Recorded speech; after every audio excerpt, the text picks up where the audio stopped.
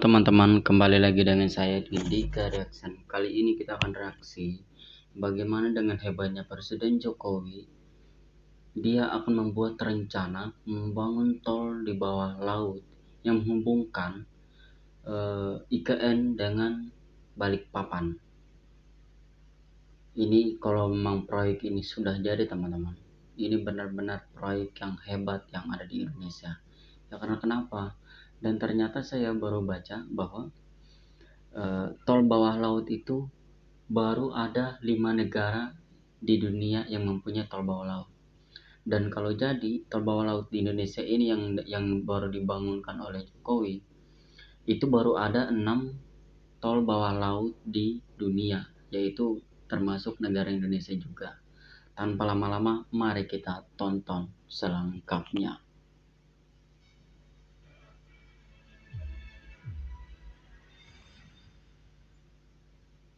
Setelah melakukan pembangunan gedung-gedung pemerintahan, Gedung dulu. dinas untuk para pejabat IKN, serta berbagai fasilitas lain, Presiden Jokowi juga tengah merencanakan pembangunan tol bawah laut yang akan menghubungkan daratan Balikpapan dan IKN yang terpisah oleh Teluk Balikpapan.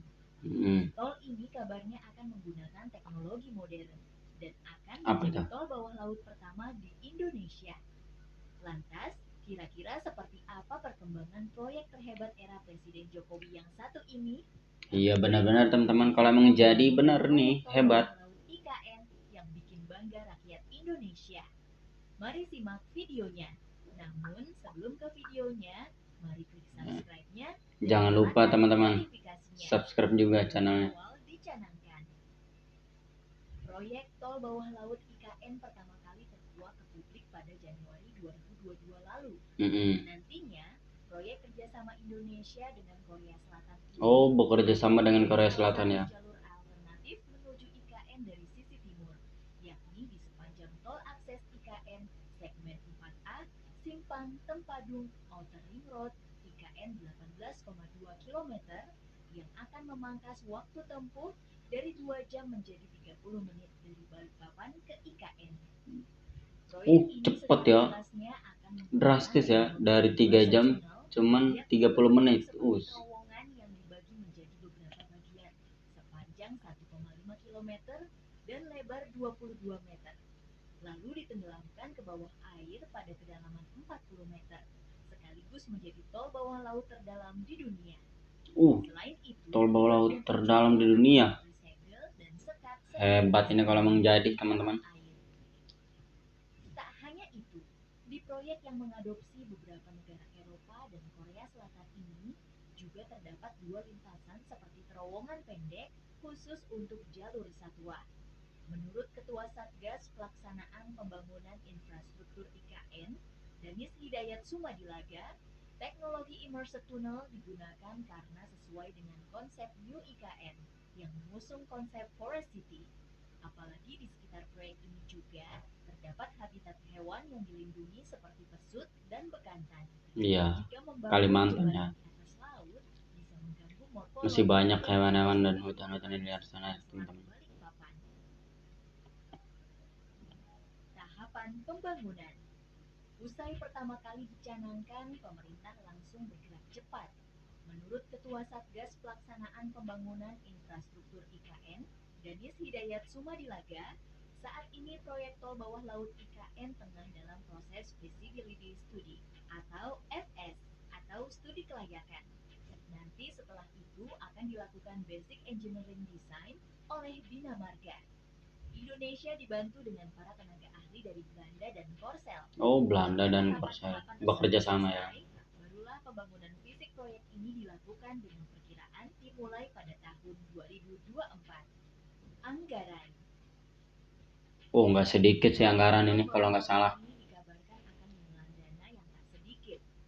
Berapa itu? Menteri Bidang Teknologi, Industri dan Lingkungan Endra S. Atmawijaya menyebut, untuk 1 km tol saja akan menghabiskan biaya sekitar 4 triliun rupiah.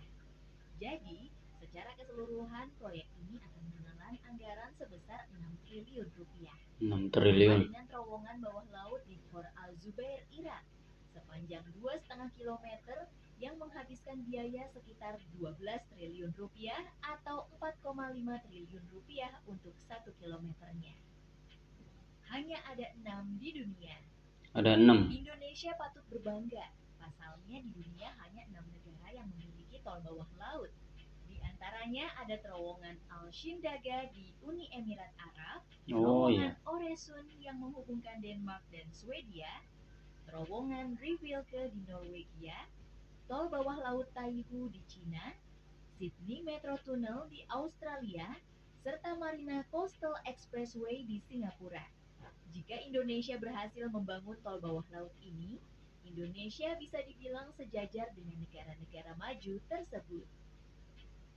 Lebih murah dari terowongan darat. Menariknya, tol bawah laut IKN ini lebih murah bila dibandingkan terowongan darat tol Sumber yang dibangun oleh investor Jepang. Sebagaimana yang diketahui, terowongan tol Sumber merupakan bagian dari ruas tol Padang Pekanbaru, yang lebih tepatnya berada di seksi Payakumbuh Pangkalan.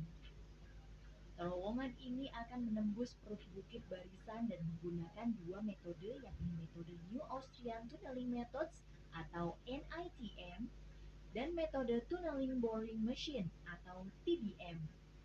Di sana akan dibangun 3 terowongan yang diperkirakan menelan biaya sekitar 9 triliun rupiah. Mahalnya pembangunan terowongan darat ini dikarenakan panjang lintasan dan medan yang harus dilalui. Kontroversi tol bawah laut. Di balik dukungan warga Kaltim terhadap proyek tol bawah laut IKN, baru-baru ini heboh desain tol bawah laut Jawa Bali yang rencananya dibangun di daerah Poros Situbondo dan Banyuwangi menuju Pantai Pura Segara Rupek, Buleleng, Bali. Tol bawah laut ini akan dibuat dari kaca transparan yang anti pecah. Sementara untuk fondasinya akan mengusung konsep submerged floating tunnel. Di balik isu ini, banyak yang merasa proyek ini akan mendapat banyak penolakan. Apalagi berdasarkan sejarahnya, Pulau Jawa dan Bali dilarang menyatu secara langsung. Bahkan beberapa waktu lalu, rencana pembangunan jembatan penghubung Pulau Jawa dan Bali juga dibatalkan karena tidak disetujui warga dan pemerintah Bali. Usut punya usut, desain tol bawah laut Bali Jawa itu ternyata hoaks semata. Desain terowongan tersebut Kenapa ya? Ada sejarah ya. negeri. Salah satunya terowongan darat akustik tunnels di Warsawa, Polandia yang diedit dan ditambah dengan narasi yang menyesatkan. Mulai beroperasi. Belum diketahui secara pasti kapan proyek tol bawah laut IKN akan selesai dan beroperasi secara resmi. Namun kalau dikalkulasikan, kemungkinan besar proyek ini akan rampung paling lama 10-20 tahun ke depan. Lebih-lebih jika lama ya teman-teman. Indonesia selanjutnya bisa melanjutkan visi pembangunan yang sudah ditanam oleh Presiden Jokowi selama 10 tahun ke belakang. Kalau sampai Presiden terpilih Indonesia selanjutnya tidak satu visi dengan Presiden Jokowi, kemungkinan besar proyek ini akan terlantar dan hilang dari peredaran. Proyek tol bawah laut ini harusnya jadi momentum kebangkitan bangsa. Jika tanpa jasa Presiden Jokowi, mungkin proyek ini tak akan pernah ada. Semoga saja pemimpin Indonesia betul. ke depan bisa meneruskan proyek-proyek. Semoga lah siapapun presidennya, artinya melanjutkan ini menjadi suatu kebanggaan bagi umat masyarakat dan juga seluruh Indonesia.